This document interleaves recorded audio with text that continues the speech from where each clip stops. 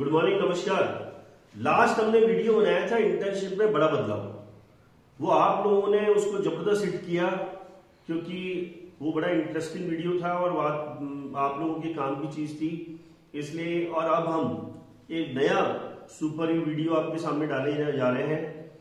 मैं हमारे expert doctor Yogesh Kumar Sharma ji, again sir नमस्कार। इस बार आप जो क्या धमाका करने वाले हो ये तो पता लगेगा। इस बार परीक्षा में बड़ा बदलाव, इस नाम से हम वीडियो बना रहे हैं। परीक्षा मतलब एग्जामिनेशन फॉर्म में भी, प्लस परीक्षा जो एग्जाम कंडक्ट करवाएगी राजस्थान यूनिवर्सिटी, उसमें भी बड़ा बदलाव है। बिल्कुल बिल्कुल सर, सबसे पहले तो हम आप डॉक्टर योगेश कुमार शर्मा जी का हमारे चैनल पे स्वागत करते हैं। Thank you. ये बच्चों को बड़ी महत्वपूर्ण जानकारी प्रोवाइड कर रहे हैं। और सर, आपकी वजह से लास्ट वीडियो सर बड़ा सक्सेसफुल रहा, अपना सुपर डुपर हिट रहा। इस बार आप क्या जानकारी दे रहे हो बच्चों के लिए? राजस्थान विश्वविद्यालय जयपुर की मुख्य परीक्षा के जो 2023 में होने वाली है उसके आवेदन शुरू किए जा चुके हैं। न केवल बीएड के, बीए, बीएससी, बीकॉम के अलावा एलएलबी के भी फॉर्म शुरू किए जा चुके हैं।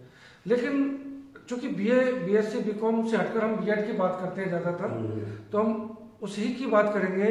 बीए बीएड, बीएससी बीएड और बीएड के फर्स्ट ईयर के फॉर्म। सर, फर्स्ट ईयर में तो अभी एडमिशन की प्रक्रिया चल रही है, आप बीएड के फॉर्म, एग्जामिनेशन फॉर्म भरवा रहे हो, ये क्या है सर? नहीं, फॉर्म जो फर्स्ट ईयर के भरने में आ रहे हैं ना, हाँ, उसमें कुछ प्रक्रिया में तो कुछ थोड़ा परेशानी वाली बात है। हाँ, क्योंकि अभी जो फोर्थ लिस्ट है वो ही 30 तारीख को आने वाली है। 30 तारीख को आने वाली है, वो तो बात की बात है। हम ये हमारे और मतलब कॉलेज वालों की परेशानी है। अभी हम स्टूडेंट्स के बारे में बात करते हैं। सर, एक चीज बताओ, आपने बीएड के परीक्षा फॉर्म भरा रहे हो फर्स्ट ईयर के, जिसकी लास्ट डेट 7 तारीख है, 7 दिसंबर है। सर सुनो, बीएड के परीक्षा फॉर्म प्रवेश अभी प्रक्रिया चल रही है। बिल्कुल। जोधपुर जयनारायण यूनिवर्सिटी की प्रवेश प्रक्रिया अभी पूरी नहीं हुई है। बिल्कुल। अभी बच्चों के एडमिशन ही नहीं हुए। बिल्कुल। अब वो बच्चे का आते ही है ना, जैसे ये तो चट मंगनी पट ब्याह हो गया सर। बच्चे ने है ना, मतलब तुरंत मंगनी करो, तुरंत सगाई करो, तुरंत ब्याह कर दो। ब्याह पहले कर तो दो, ये फिर मंगनी कर देंगे। अच्छा, ये बात है क्या? तो इसमें सर ऐसा कर रहे हो आप, इस बारे में तो कमाल की बात है, परेशानी वाली बात है। हाँ। राजस्थान विश्वविद्यालय राज्य सरकार से हट करके तो कोई काम नहीं कर सकती ना। हाँ। उनको, विश्वविद्यालय को खुद को भी समझना चाहिए कि बीएड कॉलेज के एडमिशन पीटीईटी के माध्यम से होते हैं। हाँ। जब पीटीईटी लिस्ट जारी करती है उसके बाद ही एडमिशन किए जा सकते हैं। अब जबकि पहली प्रक्रिया चल रही थी वो समाप्त नहीं हुई, इन्होंने प्रक्रिया को शुरू कर दिया। क्योंकि उसके बाद में दूसरी लिस्ट निकली, उसके बाद में भी फॉर्म भरने की प्रक्रिया पूरी तरह से तैयारी कर ली थी। लेकिन हमने कुछ दिन पहले ही विश्वविद्यालय के अधिकारियों से भी बात करी, इस बारे में चर्चा भी की, तो उनका ये कहना था कि फॉर्म भरवाने हैं। नहीं, फॉर्म तो भरवाने हैं, ये बात तो सही है, फॉर्म भरे भी जाने हैं। अगर फॉर्म दिसंबर में भर जाते 15 तारीख के बाद में तो थोड़ा ठीक रहता। क्योंकि अभी पीटीटी की प्रवेश प्रक्रिया चालू है, चल रही है। अभी 30 तारीख को चौथी लिस्ट आने वाली है। हो सकता है चौथी के बाद वो 5वीं भी आए, 6ठी भी आए। अभी प्रक्रिया समाप्त तो थोड़ी हो गई है। काफी कॉलेज में तो प्रवेश मतलब ये मान के चलते हैं कि पूरे 100% नहीं हुए। कुछ कॉलेज में 100% हो गए, उनके बच्चे तो एग्जामिनेशन फॉर्म भर सकते हैं। पर जिन कॉलेज में अभी एडमिशन पूरे 100 नहीं हुए, वो तो बच्चा तो है ना, जब पूरे बच्चे नहीं आए तो एग्जामिनेशन फॉर्म भरवाने का। सर, ऐसी क्या जल्दी है एग्जामिनेशन फॉर्म भरवाने की? देखिए, अभी इस बार राजस्थान यूनिवर्सिटी के को ये लगता है कि इस बार ये जो सरकार जो है अंतिम वर्ष में बहुत सारी वैकेंसी निकालेगी, तो फर्स्ट ईयर के बच्चों को तो इस वैकेंसी से कोई लेना देना नहीं है। तो फर्स्ट ईयर के बच्चों के लिए इतनी जल्दी उतावली क्यों कि बच्चे के एडमिशन की प्रक्रिया अभी चल ही रही है और उस दौरान ही बच्चे को कहा जाता है आते ही तुम तो भाई तुरंत एग्जामिनेशन फॉर्म भरो। बच्चा अभी पूरी अटेंडेंस पूरी नहीं हुई, बच्चे की मतलब प्रवेश प्रक्रिया में बच्चे ने अभी प्रारंभ नहीं किया, सत्र प्रारंभ का भी कहीं से कोई जो नए बच्चे उनका पूरे तरीके से नहीं हुआ है। पर अभी क्या जरूरी था इस बच्चे के आते एग्जामिनेशन फॉर्म भरवाने की, क्या जल्दीबाजी थी, आप मुझे बताएं इस बारे में। कि बच्चा भी है ना टेंशन में, कॉलेज वाले भी टेंशन में, ऐसी क्या जल्दीबाजी? संजीव सर, आप खुद भी जानते हो, जब एडमिशन होता है उसके बाद क्लास लगती है, बच्चे के जैसे फर्स्ट ईयर में 9 पेपर है, अभी उसको यही पता नहीं कि मेरे 9 पेपर है। इधर एडमिशन के बाद में आएगा और एग्जाम का फॉर्म कैसे भर देगा वो? ये बात भी है ना कि भाई 9 पेपर है, मेरा 9 पेपर में, चलो 9 पेपर है, वो कंपलसरी पेपर है, उसको समझा देंगे। उसका टीचिंग सब्जेक्ट क्या है? टीचिंग सब्जेक्ट भी बहुत इंपॉर्टेंट होता है, बच्चे को पता ही नहीं है कि मेरा टीचिंग सब्जेक्ट क्या बनने जा रहा है। मुझको फर्स्ट ईयर में और सेकंड ईयर में कौन कौन से मेरे को पेपर लेने हैं, बच्चे को पता नहीं है, लेकिन एग्जाम फॉर्म भरवा दो। सर चलो मान ले अपन, एक तो चक्कर ये था कि एग्जामिनेशन फॉर्म का तो बहुत टाइम से डला हुआ है, बच्चे रोज वेट कर रहे थे सर ये खुल नहीं रहा, ओपन नहीं हो रहा, वो उन्होंने डाल के उसको वापस विड्रॉ भी नहीं किया है। उसमें अब इन्होंने उसको चालू कर दिया, चलो 7 दिसंबर को लास्ट डेट है एग्जामिनेशन फॉर्म की। अब इसमें सबसे पहले बताइए कॉलेज वाले क्या करें? कॉलेज वाले भरने के लिए उनके पास क्या आदेश है? चलो प्रोसेस शुरू हो गया था, पर तो उस पर चर्चा करते हैं, चलो है ना। अब तो हम उस पर ही चर्चा करेंगे। थोड़ा अधिकारियों को अगर किसी तक अगर हमारा ये वीडियो पहुंच जाएगा तो थोड़ा देख लेंगे, सहूलियत हो जाएगी। सहूलियत कॉलेज वालों के लिए, कॉलेज वालों की समस्या, विद्यार्थियों के लिए, विद्यार्थियों के अभिभावकों के लिए ये नेचुरल है कि बच्चे की फीस जब लगती है, अभी बच्चे ने जस्ट सर 27,000 फीस जमा कराई है एडमिशन की, उसी दौरान उसको लगभग एग्जामिनेशन फीस लगभग कितनी होगी? 4,000 के आसपास होगी। पहले भी इस बात को कह चुके हैं। एक गरीब मजदूर किसान का बच्चा से 27,000 रुपए फीस जमा करा के आता है, स्कॉलरशिप तो पता नहीं उसको कब मिलेगी उसको। वो मैंने कई बच्चे देखे सर, कर्ज लेके बच्चे ने फीस जमा कराई है, अब उसको वापस कर्ज लेना पड़ जाएगा एग्जामिनेशन फॉर्म के लिए। अपना जेवर गिरवी रख देते हैं, हाँ, और जाने कहीं से कर्जा लेकर के फिर फीस भरते हैं, ताकि वो बीएड करें, आगे अपना भविष्य सुधारें। तो पहले तो कुछ अभिभावक तो ये कह रहे हैं हमारे बच्चे ने अभी प्रवेश ही लिया है, पढ़ाई की नहीं, आपने कुछ पढ़ाई तो करवाई नहीं कॉलेज वालों, आप पहले इसकी परीक्षा करवाओगे, आने से पहले इसकी परीक्षा करवा दो। तो सर वो तो ये कह रहे हैं रिजल्ट पहले निकाल तो बड़े बाद में पढ़ाते रहता बच्चे ने। परीक्षा अभिभावक ने तो मुझे ये कहा सर आप तो ऐसे करो, प्रवेश के दूसरे दिन ही बोल दे कि परीक्षा फॉर्म भरो, तो बोले सर पढ़ाओगे नहीं हमारे बच्चों को 27,000 इस बात के लिए, आप तो ऐसे करो पहले रिजल्ट निकाल दो, परीक्षा फॉर्म तो बाद में होता रहेगा, सर रिजल्ट पहले दे दो, मैं तो फर्स्ट ईयर का। देखो आर्थिक स्थिति से बच्चा परेशानी में भी है, क्योंकि फीस 27,000 रुपया लगती है, उसके साथ करीब 4,000 रुपया परीक्षा के फॉर्म के भी है, और अगर गलती से भर दिया उसने, कोई गलती मिस्टेक कर दी तो 1,000 रुपए उसको फाइन के देने पड़ेंगे, जिसमें उस बच्चे को ये नहीं पता कि सब्जेक्ट क्या भरना है, फॉर्म कैसा भरना है, क्या क्या उसके वही तो मैं बता रहा हूँ ना। उसको कंपलसरी कितने पेपर होंगे, टीचिंग क्या होगा, ओपन एयर एसयूपीडब्ल्यू का भी भरना भी है क्या, उसमें क्या होता है, उसको पता ही नहीं है ना। अभी कहीं एक महीना कि एक छात्र अध्यापक है ना परीक्षा फॉर्म भर रहा है और वो दोनों कैटेगरी निभा रहा है, अध्यापक है ना छात्र बन रहा है। एक अध्यापक ही पूछता रहता है कि सर मेरे को फॉर्म भरना नहीं आ रहा, मतलब वो छात्र बन गया, तो इसका मतलब छात्र अध्यापक छात्र की भूमिका निभा रहा है इसमें फॉर्म भरते समय, उसको खुद को ही नहीं पता फॉर्म कैसे भरना है। अब सर एक चीज बताओ, इसमें कॉलेज वाले क्या करें, अब ये बताओ कॉलेज वालों की समस्या आ रही है। स्टूडेंट से पहले कॉलेज वाले को एक सीएसवी फाइल अपलोड करनी पड़ती है। सीएसवी फाइल अपलोड जब होगी जब एडमिशन हो जाएगी, क्योंकि एडमिशन के बारे में हमने काफी चर्चा कर ली कि जब तक एडमिशन पूरे नहीं होंगे तो सीएसवी फाइल अपलोड कैसे करें। तो राजस्थान विश्वविद्यालय का एक व्हाट्सएप ग्रुप बना है, उसमें उन्होंने, जैसे मैं उससे जानकारी लेकर के बता रहा हूँ आपको, उन्होंने कहा है कि सीएसवी फाइल टुकड़ों में की जा सकती है, जितने एडमिशन हो गए उनका।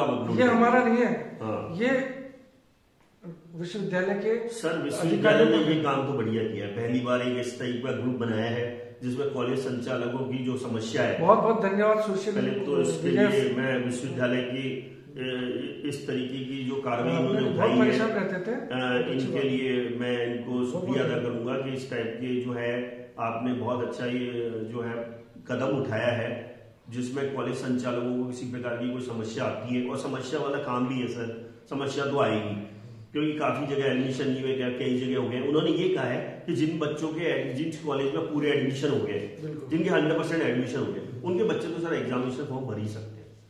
तो उनका तो एटलीस्ट उनके तो भरवाओ पूरे 96 बच्चे हाँ सबके तो हो चुके हैं, 97 100 करीब लगभग लगभग हो चुके हैं, तो वो तो परीक्षा फॉर्म भरवाओ।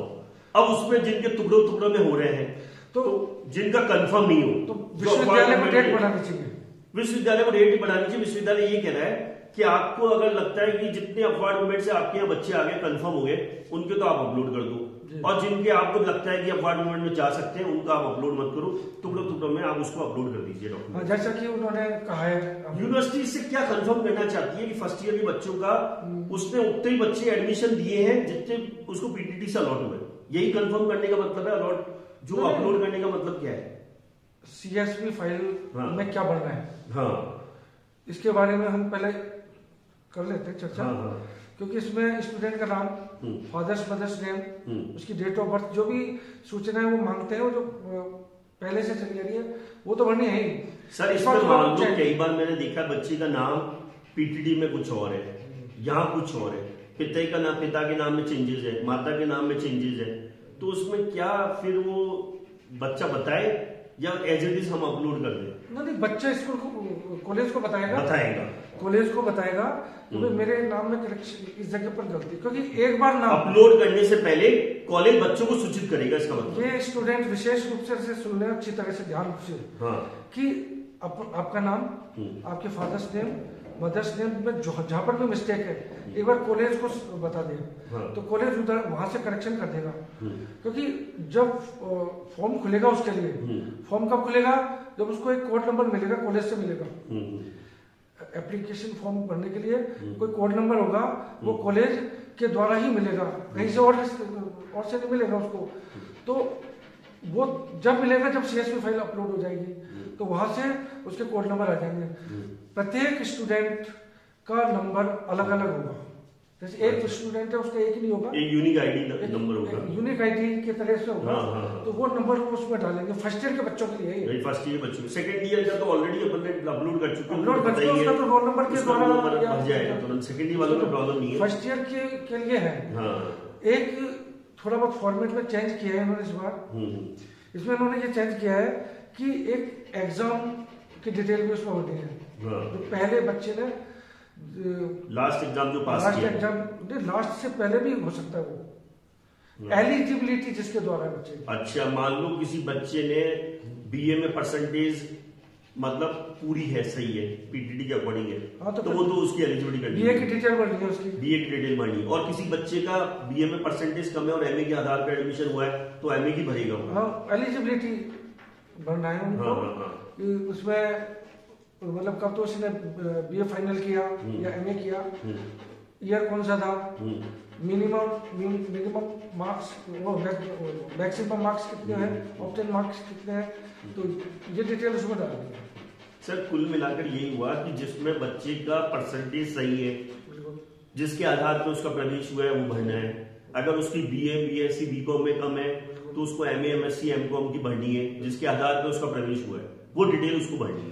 स्टूडेंट को नहीं, कॉलेज को भरनी है, कॉलेज वालों को ये जो सीएसवी फाइल डेटा अपलोड करना है। अब यहाँ तो जब वो सीएसवी फाइल अपलोड करेगा उसके बाद में बच्चा फॉर्म भर बच्चे सकता को उसका आईडी नंबर मिलेगा, जो कोड नंबर बता रहे हैं, जब वो कोड नंबर डालेगा तब उसका फॉर्म अपने आप जनरेट हो जाएगा। अब सर एक चीज और बताओ, इस बार एनरोलमेंट में बहुत बड़ा बदलाव है, पहली बार सर एनरोलमेंट में बड़ा बदलाव, ये बड़ा ध्यान से सुनिए। हर बार एनरोलमेंट कॉलेज के थ्रू जाता था, इस बार एनरोलमेंट के बारे में से जानकारी दीजिए। इस बार एनरोलमेंट भी बच्चा ऑनलाइन ही करेगा। 2023 की जो एग्जाम से पहले 2022 तक की जो एग्जाम थी, उसमें एनरोलमेंट के जो फॉर्म भरे जाते थे राजस्थान विश्वविद्यालय, ऑनलाइन नहीं थे, ऑफलाइन हुआ करते थे, है ना। तो इसलिए बच्चे ध्यान रखें, एनरोलमेंट के फॉर्म परीक्षा फॉर्म के साथ में भी भरेंगे, और जो उनकी तो मतलब एक कॉलम ऐसा आएगा कि अगर आप राजस्थान विश्वविद्यालय के अलावा अन्य विश्वविद्यालय से हैं और जैसे ही आपने टिक किया वो तो उसमें वो अपने आप ओपन हो जाएगा, फिर वो एनरोलमेंट की फीस भी उसमें ऐड हो जाएगी अपने आप। वो जहां तक है उसमें पूछेगा एनरोलमेंट यस, तो वो मांग लेगा कि आपका एनरोलमेंट नंबर। आप सुनो ध्यान से, राजस्थान विश्वविद्यालय के अलावा अगर आपने अन्य विश्वविद्यालय से अपनी ग्रेजुएशन की है, लास्ट डिग्री जो पीजी या डिग्री प्राप्त की है, तो आपको वहां से एनरोलमेंट माइग्रेशन जो निकलवाते हो, तो आपको अब कॉलेज में तो जमा कराना है ओरिजिनल और फोटोकॉपी के साथ, वो तो जरूरी है, पर आपको पैसे डायरेक्ट यूनिवर्सिटी के पास जमा होंगे एग्जामिनेशन फीस के साथ, वो आपको कॉलेज को नहीं देने। तो एग्जामिनेशन फॉर्म के साथ ही जैसे ही आप एनरोलमेंट ऑलरेडी इनरोल हो राजस्थान यूनिवर्सिटी से, अगर ऑलरेडी इनरोल हो तब तो नहीं कराना, अगर आप ऑलरेडी इनरोल नहीं हो, जैसे ही आपने कहा नो, तो आपको एनरोलमेंट की फीस वहीं ऑनलाइन जमा हो जाएगी डायरेक्ट। वो कह रहे हैं कि जहाँ पर जैसे यस हो जाता है तो एनरोलमेंट नंबर डाल देना है बच्चे को। हाँ, एनरोलमेंट नंबर डालना है। ऑलरेडी अगर एनरोल्ड है तो एनरोलमेंट नंबर डाल ही देना है राजस्थान विश्वविद्यालय से, और अगर नहीं है तो नो करना पड़ेगा। नो करते के साथ ही वो आवेदन मांग लेगा फिर शायद। सर एक बात और बताओ कि जैसे मान लो कि एक बार बच्चा राजस्थान यूनिवर्सिटी का है और उसमें एनरोलमेंट निकलवा लिया, मान लो, हाँ, उसके साथ भी ऐसा कोई प्रोविजन लिखा है? जैसे बच्चे ने बीए राजस्थान विश्वविद्यालय से कर लिया, हाँ बीए, और वो चला गया दूसरी यूनिवर्सिटी में, हाँ हाँ हाँ, नहीं उसने दूसरी यूनिवर्सिटी में भी नहीं गया, एनरोलमेंट निकलवा लिया, अब वो वापस री एनरोल्ड होगा राजस्थान यूनिवर्सिटी से, हाँ, फिर उसके लिए अप्लाई तो करेगा ही, वो भी अप्लाई करेगा। यस, ये भी ध्यान से सुनने की बात है, वो भी आपको एनरोलमेंट आपको भी एनरोल होना पड़ेगा,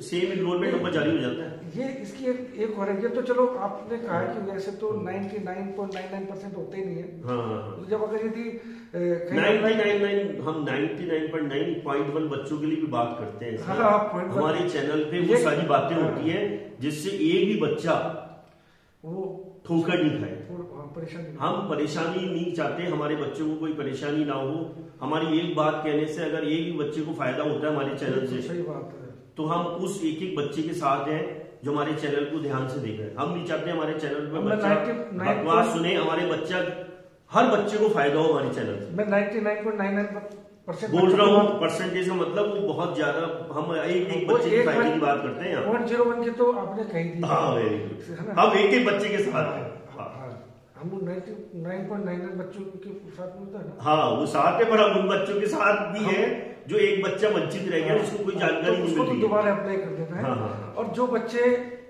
जिसने बीए कर ली, हाँ, और बीए करने के बाद वो दूसरी यूनिवर्सिटी में चला गया, वापस बीएड करने के लिए आया, हाँ, राजस्थान विश्वविद्यालय की संबद्धता प्राप्त कॉलेजेस से, तो पुनः माइग्रेशन लेकर के आएगा और पुनः अप्लाई करेगा, उसका मतलब डॉक्यूमेंट्स तो कॉलेज के थ्रू जाएंगे, पर फीस जो है वो कॉलेज के थ्रू नहीं जाएगी, फीस आपकी डायरेक्टली जमा होगी। अब सर एक जानकारी होगी, तो इस बार एक सुनने में आया परीक्षा एग्जामिनेशन फॉर्म में, मेरे बार बार बच्चे है ना कमेंट कर रहे हैं, 4 साल से आपने एग्जाम जो है वो विदाउट बच्चे की प्रेजेंस में करवाया प्रैक्टिकल, बच्चा नहीं आया, अभी मैं एनरोलमेंट का पूरा नहीं, एनरोलमेंट नहीं, अच्छा तो आप बाद में पत्ते खोलना चाहते हो सारे, मतलब खतरनाक चीजें बाद में बताओगे, पहले आप एनरोलमेंट की चीज कंप्लीट करिए, वो बात हम लेंगे। आज योगेश जी हमारे साथ बने हुए हैं, वो बात भी लेंगे, इसलिए पूरे वीडियो को ध्यान से देखना कि प्रैक्टिकल एग्जाम में भी बड़ा बदलाव होगा। हाँ सर, आप एनरोलमेंट में और बताइए। आप बच्चों ने एनरोलमेंट का फॉर्म भर दिया, हाँ, परीक्षा का फॉर्म भर दिया, अभी हमने इस पर चर्चा नहीं की कि उसके साथ डॉक्यूमेंट क्या लग करके जाएंगे। हाँ सर, ये भी बताइए। परीक्षा आवेदन के साथ में 10th, 12th, first year, second year, third year की मार्कशीट, थर्ड ईयर की वो नेट वाली मार्कशीट नहीं चलेगी अब, फोटो थर्ड ईयर की, और सर थर्ड ईयर की बच्चों ने कई रिजल्ट ही निकले, self attested copy, self attested copy, और थर्ड ईयर की वो मार्कशीट चलेगी। अब आपके रिजल्ट सारे ऑलमोस्ट सारी यूनिवर्सिटी के आ चुके हैं, तो थर्ड ईयर की नेट वाली मार्कशीट नहीं चलेगी। देखो यहाँ पर भी परेशानी है, हाँ, यहाँ पर भी परेशानी है। अभी तक जैसे कोटा यूनिवर्सिटी का नाम ले रहा हूँ मैं अभी, जीजीटीयू का नाम ले रहा हूँ, उदयपुर यूनिवर्सिटी का नाम बता रहा हूँ, यहाँ पर अभी मार्कशीटें बच्चों को मिली नहीं है फाइनली, फिर क्या करेंगे? हाँ, ये तो बड़ी प्रॉब्लम आएगी सर। तो अगर यदि दूसरी यूनिवर्सिटी से संबंधित कोई अधिकारी सुन रहे हो तो विशेष रूप से हमारी गुजारिश है उनके लिए कि बच्चों तक जल्दी से जल्दी बीए फाइनल या एमए फाइनल की जो भी मार्कशीट है बच्चों को उपलब्ध करा दें। BA, BSc, BCom, sir BSc वाले, बीकॉम वाले के लिए ग्रेजुएशन की और पीजी की सारी मार्कशीट रिलीज करें, जिससे बच्चा सर प्रॉब्लम में ना आए। सर बच्चा वो वेरीफाई करा के लेने गया पहले, तो फिर जाके तो उसका एडमिशन हुआ, अब बच्चा कहाँ ठोकर खाएगा? आप एग्जाम का फॉर्म भरवा रहे हो, फिर वो कॉलेज वाले कहते हैं रेगुलर आओ, आप बायोमेट्रिक अटेंडेंस अलग लगा रहे हो बच्चों की, तो बच्चा तो सर ठोकर खाएगा ना सर। अभी हम बात, हाँ, तो आप एक तो रिक्वेस्ट सर ने की कि सभी लोग, जितनी भी यूनिवर्सिटी के लोग हमारा चैनल देख रहे हैं, प्लीज जल्दी से जल्दी उनकी ओरिजिनल मार्कशीट जो है उनको जल्दी से जल्दी प्रोवाइड किए हैं, जिससे बच्चे ये ना इन धक्के ना खाते। बच्चा परेशान होता है, हाँ कॉलेज वाला तो होता ही है, हाँ बच्चा परेशान होता है, तो थोड़ा सुनने वाली बात है। डॉक्यूमेंट्स की बात कर रहे थे हाँ कि डॉक्यूमेंट्स क्या लगेंगे। 10th, 12th, first year, second year, third year की मार्कशीट, अगर पीजी कर रखा है तो, और पीजी कर रखा है तो प्रीवियस फाइनल की मार्कशीट, हाँ प्रीवियस फाइनल की और मार्कशीट। ये सेल्फ अटेस्टेड होगी। ठीक है, अटेस्टेड कैसे भी करवा करके दे दो, अगर यदि गजेटेड से करवा रहे तो। नहीं सेल्फ अटेस्टेड सब जगह मान्य बिना है, अटेस्टेड के सेल्फ अटेस्टेड सब जगह मान्य है, स्वयं हस्ताक्षरित। अब तो गवर्नमेंट ये कहती है कि सेल्फ अटेस्टेड मान्य है। दूसरी बात, अपने कास्ट का सर्टिफिकेट जिस कैटेगरी में अलॉट हुआ है, वो मैं बता रहा था, जैसे जाति प्रमाण पत्र, जाति प्रमाण पत्र, जाति प्रमाण पत्र है ना, जाति प्रमाण पत्र भी उसके साथ लगाए। जाति प्रमाण पत्र में भी सर ये SC ST का तो ऊपर आने वाला वो एक ही बार बनता है, पर जैसे OBC वाला जो है वो लेटेस्ट। SC ST वालों का बनता तो पुराना है, हाँ। लेकिन आजकल डिजिटल तैयार हो चुके हैं, हाँ। तो उनसे भी कह सकते हैं हम हाँ। कि वो भी अपना डिजिटल ये बात सही है, डिजिटल, और आपको बिल्कुल नया सर्टिफिकेट होना चाहिए, डिजिटल होना चाहिए। हालांकि उनका एक बार ही बनता है, वो भी मान्य है। और सर OBC वाला नया, OBC वाला तो चलेगा। OBC वाले में 3 साल की सर छूट दी थी, 3 साल की छूट दी है, लेकिन रिन्यू तो करवाएंगे ना। हाँ रिन्यू करवाएंगे। तो सर उसमें ये था कि वो एफिडेविट, EWS की भी ऐसी स्थिति है, EWS में भी यही है। और दूसरी बात ये है कि मान लो जो है बच्चे का, जैसे मान लो डिफेंस में हुआ है, टाडा माडा में हुआ है ना, तो वो सारे सर्टिफिकेट उसमें लगेंगे। एक सर मुझे और बताओ कि अलॉटमेंट लेटर, अब इसमें अलॉटमेंट लेटर भी दो है। मान लो बच्चा अवार्ड मूवमेंट से आया, तो अलॉटमेंट लेटर पुराना मान्य होगा कि नया मान्य होगा? नहीं, अलॉटमेंट लेटर जिस कॉलेज में उसका वर्तमान में हाँ एडमिशन है, उस कॉलेज का अलॉटमेंट लेटर वर्तमान में, तो सर उसको 2 लेटर मान लो जारी हुए। एक बच्चे का 1 लेटर जारी हुआ, उसी कॉलेज में वापस आ गया अवार्ड मूवमेंट के बाद, तो वो नया वाला लगेगा, क्योंकि करंट में एडमिशन हुआ है। पुराना तो निरस्त हो गया ना, पुराना निरस्त हो गया। सुनो मेरी बात, सर ने इंपॉर्टेंट बात की कि आपको करंट वाला अलॉटमेंट लेटर आपको उसमें लगाना है। और दूसरी बात सर, एक बार थोड़ा बातों में बच्चे, हाँ 10th, 12th, first year, second year, third year, MA किया हो तो प्रीवियस फाइनल की मार्कशीट, जाति प्रमाण पत्र लगाने हैं, और उसके अलावा टाडा माडा का जो भी डॉक्यूमेंट्स है वो लगाने हैं बच्चों को, और अलॉटमेंट लेटर PTT है ना, वो भी साथ में लगाना है। अब हम आ जाते हैं एनरोलमेंट और एलिजिबिलिटी फॉर्म। एनरोलमेंट के फॉर्म के साथ जो डॉक्यूमेंट जाएंगे, उसमें माइग्रेशन ओरिजिनल जाएगा, और BA BSc BCom की फाइनल की मार्कशीट ओरिजिनल जाएगी, जिससे एलिजिबिलिटी बच्चे की है ना। 10th, ये तो थे ओरिजिनल, माइग्रेशन ओरिजिनल, BA और MA की जो भी संबंधित मार्कशीट है, PG जिसके आधार पे आपका प्रवेश हुआ। वैसे अगर आपका PG के आधार पे हुआ तो भी उसको ग्रेजुएशन तो देनी पड़ेगी ना सर? हाँ, ग्रेजुएशन तो देनी पड़ेगी। और अलॉटमेंट लेटर तो जाति प्रमाण पत्र, अलॉटमेंट लेटर इसमें भी लगेगा। अब स्टूडेंट ये ध्यान रखें, वो कहेंगे कि हम एग्जाम का फॉर्म भर रहे हैं, तो उसमें हमने 1 कॉपी लगा देना, क्योंकि वो एनरोलमेंट सेक्शन में जाएगा, ये एग्जाम सेक्शन में जाएगा, तो दोनों सेट के साथ में अलग अलग डॉक्यूमेंट्स जाएंगे। फोटोकॉपी उनको, और सर मैं तो कह रहा हूँ कि सेल्फ अटेस्टेड 2 फोटोकॉपी, 2 से 4 एक्स्ट्रा फोटोकॉपी भी अपने पास लगे, क्योंकि ओरिजिनल डॉक्यूमेंट देगा, मान लो उसको कहीं और यूज में आएगा, तो ये तो ओरिजिनल डॉक्यूमेंट राजस्थान यूनिवर्सिटी चले जाते हैं, पता नहीं कब मिलेंगे। इसलिए आप ओरिजिनल जो भी दस्तावेज जमा कराना है, उनकी एक्स्ट्रा फोटोकॉपी अपने पास में रखें, जिससे आगे फर्दर आप किसी एग्जाम फॉर्म भरते हो तो आपको डॉक्यूमेंट्स तुरंत ही मिल पाएंगे ओरिजिनल। एनरोलमेंट की फीस कॉलेज में जमा नहीं होनी है। हाँ, ये इंपॉर्टेंट है, इस बार एनरोलमेंट की फीस कॉलेज में जमा नहीं होगी, अगर आपने जमा करा दी है तो वापस प्राप्त कर लेंगे। सर अब फिर एनरोलमेंट का कुछ और बचा है क्या? Examination form. अरे सर एक चीज और बताओ, मान लो बच्चे ने एग्जाम फॉर्म में कोई गलती कर दी, 1000 रुपए फाइन लगता है। एक गलती के 1000 रुपए आप बच्चों से लेते हो सर, ठीक है ना? विशेष ध्यान रखें। हाँ, ये 1000 रुपए बच्चे के बचाने हैं, एक BEd के बच्चे के 1000 रुपए बचाने का। अब ये आप बताओ इसमें, ये ध्यान से सुन रहे हैं, ये कॉलेज नहीं ले रहा है। हाँ, 1000 रुपया एक गलती पर है, ये कॉलेज नहीं ले रहा है, इसकी पर्ची कटती है यूनिवर्सिटी में। विश्वविद्यालय में एक गलती पर 1000 रुपए की पेनल्टी है, इसलिए आप आराम से भरें। एक बार फॉर्म सर मैं तो ये कहता हूँ रफ फॉर्म आप निकाल लें, फिर कॉलेज में चेक उसको कॉलेज में चेक करवा लें, उसके बाद ही आप जाके वहां ई मित्र पे भरें। और जब ई मित्र पे भरे तो वो आपको कह देगा कि मैंने सही भर दिया, पर एक बार उसको सबमिट कराने से पहले खुद भी आप चेक कर लें, वरना ई मित्र वाले की गलती की वजह से आपके 1000 रुपए पर गलती के हिसाब से। सर कई मैटर तो सब्जेक्ट वाले मैटर तो यूनिवर्सिटी वाले कहते हैं इसकी पूरी फीस लगाओ दोबारा, केवल तो मैंने ऐसे भी देखा है।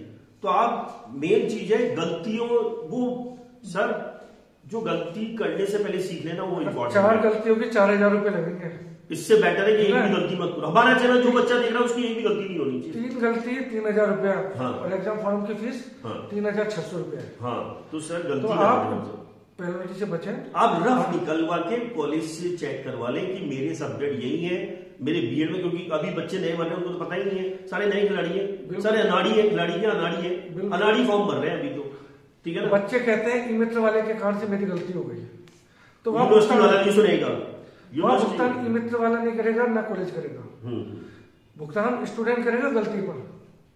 और अगर गलती उससे हो गई है तो इसकी जानकारी वो कॉलेज में दे, यूनिवर्सिटी में जाकर के। एक ट्रांजैक्शन नंबर भी संभाल के रखें, जिस ट्रांजैक्शन से आपने किया, कई बार ट्रांजैक्शन आईडी जनरेट नहीं होती और आप कहते हो कि मेरी फीस जमा हो गई, तो आप ट्रांजैक्शन आईडी जो है वो देख लें।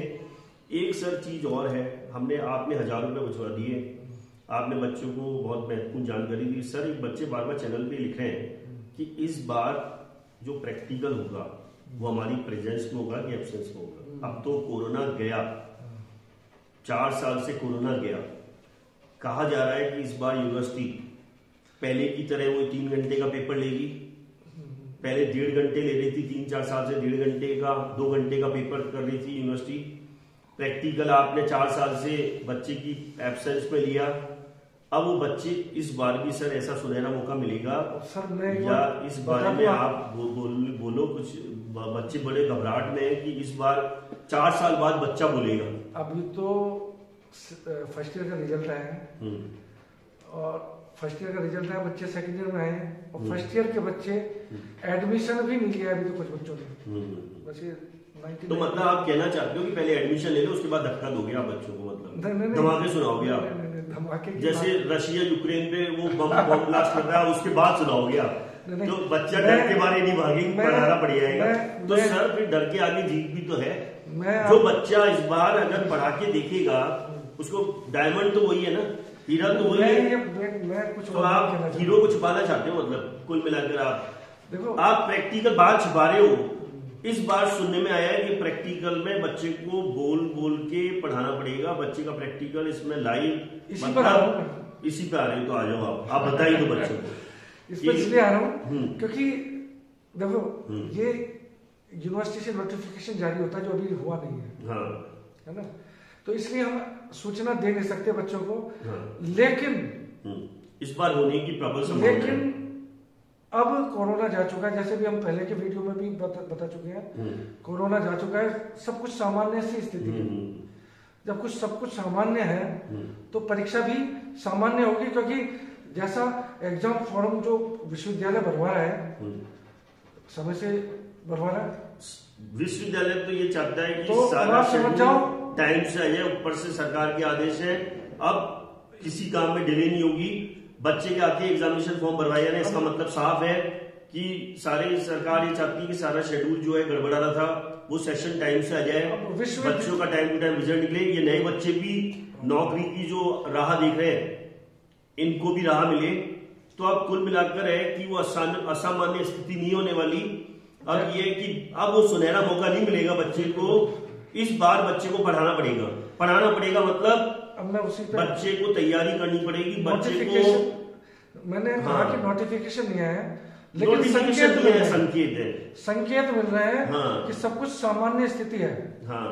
फॉर्म भी सामान्य स्थिति में भरा जा रहा है। हाँ। इसका मतलब एग्जाम भी सामान्य तरीके से होगी। एग्जाम तो सामान्य तरीके से होगा। इसलिए मैं आपको ये कहना चाहता हूँ कि इस बार के जो बच्चे हैं अपनी पूरी तैयारी जी जान से जुड़ी है, पढ़ाने में ध्यान रखें। जो कॉलेज में माइक्रो टीचिंग की व्यवस्था चल रही है उसमें आप बढ़ चढ़ के भाग लें। तो मैं आपसे गुजारिश करूंगा प्लीज आप जो है मेरे चैनल पे लिख रहे हो कि पहले की तरह बिना हमारी एब्सेंस में प्रैक्टिकल के मार्क्स दे दिए जाएंगे क्या? आग्रह करता हूँ, मैं विश्वविद्यालय से भी आग्रह करते हैं कि जो फाइनल लेसन है वो फाइनल लेसन के तरीके से ही हो, क्योंकि वो स्थिति नहीं है कि रिकॉर्ड के आधार पर नंबर नहीं दिए जा सकते। किसी का रिकॉर्ड अच्छा है लेकिन उसका प्रेजेंटेशन ठीक नहीं है, तो जो एक्सटर्नल आते हैं वो रिकॉर्ड को देख लेते हैं, नंबर देते हैं, है ना। तो फिर बच्चे के साथ न्याय नहीं, प्रैक्टिकल नहीं होता, बच्चे के साथ न्याय नहीं होता, ओरिजिनल प्रैक्टिकल नहीं होता। हर बच्चा जो तैयारी कर रहा होता है वो चाहता है कि मेरे को एक वो पढ़ा के, और बच्चे को सर मन से संतुष्टि मिलती है। जैसे आपने बीएड की थी, आपने पढ़ाया के देखा दिखाया, जो भी मार्क्स मिले ईमानदारी से मिले, आपको मन से संतुष्टि मिली। एक बच्चे को ये होता है कम मार्क्स आते हैं तो उसको लगता है यार मैंने ऐसे क्या रिकॉर्ड में खराबी कर दी कि मेरे को कम मिले, उसको ज्यादा मिल गए 2 नंबर। भाई जिसने जितनी तैयारी करी उसको उस हिसाब से उसको अंक प्राप्त हो गए। कर्मण्येवाधिकारस्ते मां फलेषु कदाचन, गीता में श्री कृष्ण ने यही कहा है, कर्म किए जाओ फल की इच्छा मत करो। मैं भी आपसे कहूंगा कर्म किए जाओ फल की इच्छा मत करो। सर फाइनली आपने बच्चों को बहुत डरा दिया, अब इनको हार्दिक शुभकामनाएं भी दे दो। डॉक्टर योगेश कुमार शर्मा जी, आपको हम बीच में इसलिए आमंत्रित करते हैं, आपने बच्चों के 1000 रुपए बचा दिए, ये आपके लिए बहुत इंपॉर्टेंट जानकारी। आप डराते हो पर डर के आगे जीते, हम समझाते हैं, आप समझाते हैं, टीचर हैं, टीचर का बोलने का लहजा और कुछ इस टाइप से होता है कि हम आपके साथ हैं, हम नहीं चाहते कि आपके 1 रुपए भी लगता है तो हमें बड़ा दुख होता है। और हमारे चैनल पे जो वीडियो बच्चा देखता है और प्लीज लाइक करता है, शेयर करता है, कमेंट करता है, हम उसके जवाब डेफिनेटली देते हैं जब भी हमें टाइम मिलता है। आपकी कोई भी समस्या, किसी बीएड की किसी प्रकार की कोई समस्या हो, वो आप हमारे चैनल पे लिख सकते हो। हमको जितना भी जानकारी होगी हम जरूर आपको उसमें गाइड करेंगे। और डॉक्टर योगेश कुमार शर्मा जी, आप प्लीज बच्चों को हार्दिक शुभकामनाएं दे दो कि इस बार जो है उनके जो है एक तो बचत हो, एक तो कॉलेज अपनी CSV फाइल अपलोड कर दे, बच्चे कोई गलती नहीं करे और बच्चों के साथ थे, बच्चों को समझाए। हाँ, बच्चों को समझाए, है ना।